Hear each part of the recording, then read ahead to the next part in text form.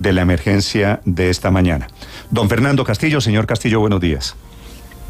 Muy buenos días a los oyentes y la mesa de trabajo. ¿Usted es ingeniero, señor Castillo? Sí, señor. Ingeniero, ¿qué pasó esta mañana nuevamente en ese kilómetro 58? En el kilómetro 58 más 900 es el sitio donde se presentó una nueva caída de material hacia las 3:30 de la mañana. Eso no es en el sector del Tablé Estacado, sino es frente a la población de Guayabetal, dentro del paso urbano. Se presentó una caída de material que tiene ocupada la calzada en su totalidad, o sea, no hay paso ni en el sentido Villavicencio-Bogotá, ni en el sentido Bogotá-Villavicencio en este momento. Sí, ingeniero, ¿qué quiere decir esta aclaración que no está en el sector de Cable Estacado? Pues que el derrumbe se presentó en otro sitio, no en el talud del kilómetro 58 que se afectó en el año 2019. O sea, es dentro del perímetro urbano de Guayabetal propiamente, donde producto de ese evento pues hubo necesidad de, con los organismos de socorro de la zona, evacuar a algunas personas de la comunidad.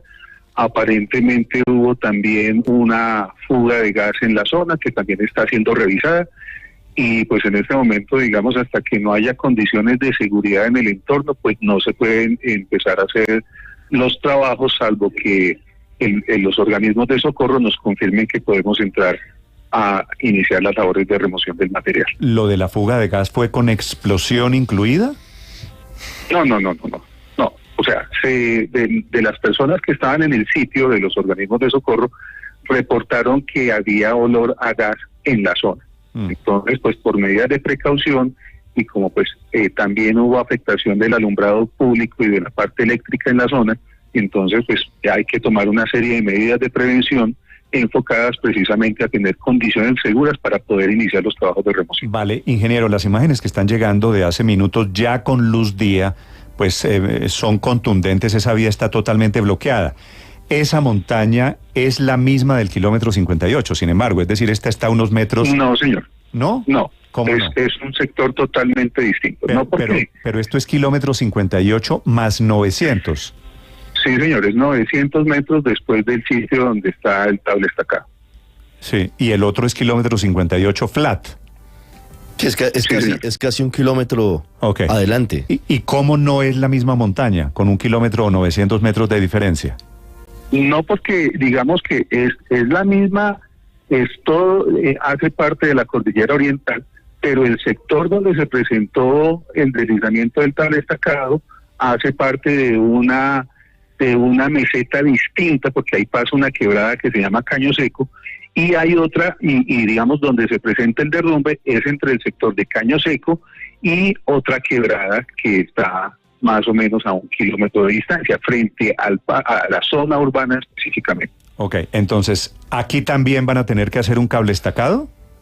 Es decir, el muro es... No podemos, digamos, anticiparnos a dar ese tipo de información, porque precisamente tenemos que esperar la revisión de todas las autoridades. Ahí en el puesto de mando unificado pues hay personal de Servicio Geológico colombiano, hay entidades de emergencia que van a ir a hacer el reconocimiento al sitio y obviamente pues lo que vamos a hacer nosotros en este momento es una atención primaria, que es tratar de retirar el material que en este momento cayó sobre la vía. Sí. Pero no sabemos hacia arriba qué más pudo haber pasado que pueda llevar incluso a que se presenten nuevas caídas de material en el mismo sector. Vale. Señor Castillo, este derrumbe de esta madrugada, antes de las 4 de la mañana del que estamos hablando, ¿es producto de la cadena de temblores?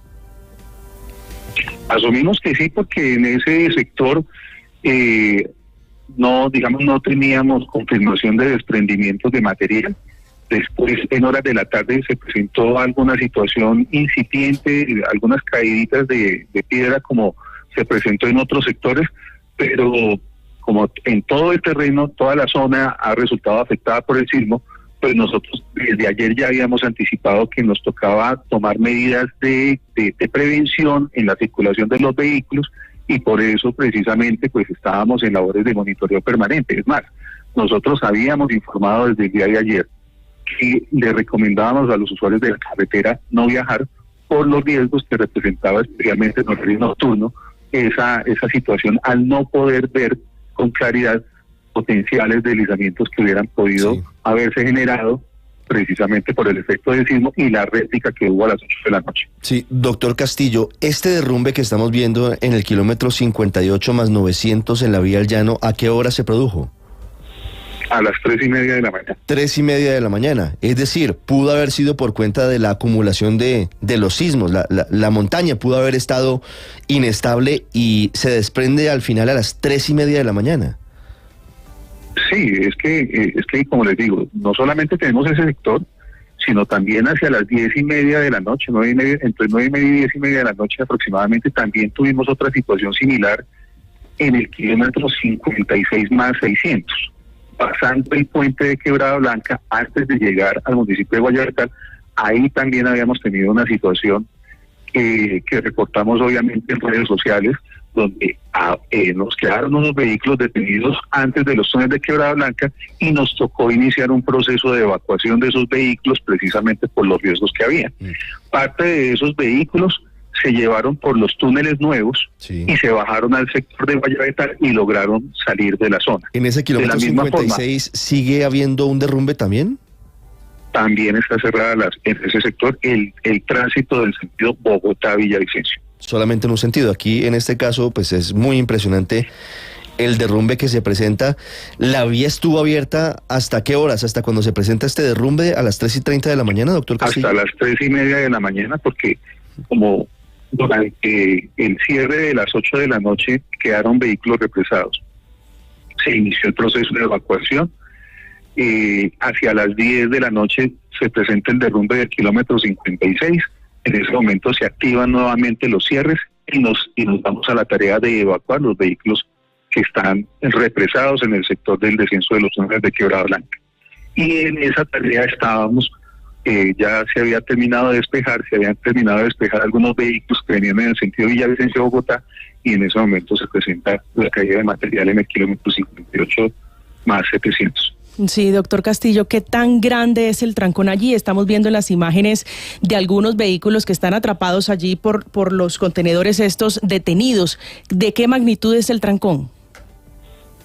Pues durante la noche tuvimos bastantes vehículos. Tenemos cierre en este momento en el kilómetro 44.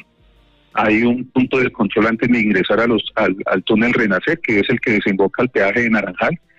Ahí tenemos más o menos 500 metros de cierre, porque es continuo a otro túnel y no podemos tener vehículos detenidos dentro de los túneles. Posteriormente tenemos el cierre del kilómetro 35 y ahí más o menos tenemos unos 4 o 5 kilómetros de congestión, que fue lo que se acumuló durante la noche, que ya venía circulando durante el primer evento de las 8 de la noche y que posteriormente se intentó evacuar, y con la situación de las 10 de la noche quedó también detenido en la zona. Y tenemos una condición importante en Bogotá, que es donde se presenta la mayor afectación del tránsito, entre el kilómetro 0 y el sector de el relleno de Doña Juana.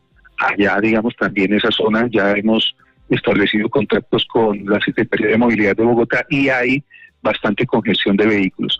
Lo que nosotros les estamos recomendando a los usuarios que no han salido de Bogotá es que definitivamente no se queden esperando en esas zonas, porque pues no tenemos un tiempo estimado de apertura. Realmente nosotros vemos muy difícil en este momento que se pueda predecir una hora determinada. No sabemos si alcancemos a habilitar el paso. Tenemos que ser muy sinceros con los usuarios, porque finalmente este tipo de situaciones lo que lleva es a que los usuarios se empiezan a incomodar, a generar, digamos, cierta presión en los puntos de control, porque obviamente han permanecido mucho tiempo. Entonces nosotros les estamos recomendando a los usuarios que retornen a su lugar de origen y más bien que estén atentos a las redes sociales y a los medios de comunicación para poder iniciar, digamos, un proceso ya de incorporación a la carretera. Tengo aquí oyentes, como es víspera de puente festivo, que iban para Villavicencio hoy, o mañana, o esta noche.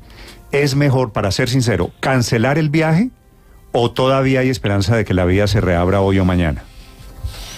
Vuelvo e insisto, nuestra recomendación es estar atento a las redes. Si se puede avanzar, obviamente hay varias fases. La primera es la de inspección, que es lo que estamos haciendo en este momento. Después viene la fase de la atención primaria, que es el retiro del derrumbe en la zona, que no sabemos cuánto tiempo nos puede estimar, porque hay árboles, hay cables, hay postes eléctricos, hay una serie de elementos que deben ser retirados, y después viene ya un proceso, después de despejado todo el derrumbe, de inspección nuevamente de posibles caídas que se puedan presentar posteriormente. Entonces debemos estar muy seguros de las condiciones del sitio para poder garantizar la seguridad de los usuarios y poder iniciar la apertura progresiva. ¿Cómo están las cuentas hoy para Coviandina? Porque no solamente tienen ustedes que sufrir con la tragedia de hoy, sino también con el cierre de 13 días por el deslizamiento en Quetame, Cundinamarca, y por el congelamiento de los peajes, entre los cuales tienen ustedes el de Pipiral, que es el más caro de todo el país, con un costo de 20.100 pesos para los vehículos común y corriente. Ahora también se suma pues el anuncio del presidente, lo que ha dicho de las ganas de querer renegociar algunos de los contratos en donde está Corfi colombiana tras todo el escándalo de Odebrecht. ¿Cómo están las cuentas para ustedes este año y qué tan desfasadas están los números en particular de Coviandina en esta vía Bogotá-Villavicencio? No podemos, digamos, dar cifras. Lo que podemos decir es que realmente ha habido un impacto en el modelo financiero del proyecto sobre, digamos, ciertas situaciones que se han presentado en la carretera. Lo que podemos decir es que obviamente el proyecto, que es una iniciativa privada y que depende de su ingreso 100% de los recursos del paso de los peajes, pues se ha visto afectado por todas estas situaciones, especialmente lo que tiene que ver con el kilómetro 50, que es la avalancha del día 17 de julio y de este nuevo evento que se está presentando. Sí, señor Castillo, ustedes, sé que es difícil calcularlo, pero ¿tienen algún tiempo estimado para remover toda esta cantidad de material? No, por eso tenemos que ser muy sinceros. Hay muchos factores que tienen que ser analizados antes de poder dar, digamos, autorización de una apertura controlada. Ustedes saben que siempre hemos hecho un procedimiento y es que lo primero que se atiende son los vehículos que están dentro del corredor concesionado. Una vez logremos habilitar el paso, empezamos a evacuar lo que está represado y posteriormente, si persisten condiciones seguras para habilitar el tránsito, empezamos en los otros puntos de control a ir soltando progresivamente y a ir monitoreando el comportamiento del tráfico en la carretera. Entonces, no es una tarea fácil, es una tarea que está muy coordinada con la Dirección de Tránsito y Transporte y con los organismos de socorro, y a eso es a lo que le estamos apuntando. O sea, en el momento en que abramos es porque hay condiciones seguras para la circulación de los usuarios. Que es lo que corresponde. Ingeniero Castillo, muchas gracias por acompañarnos y por la información para los oyentes de Blue Radio. Le deseo feliz día y mucha suerte especialmente.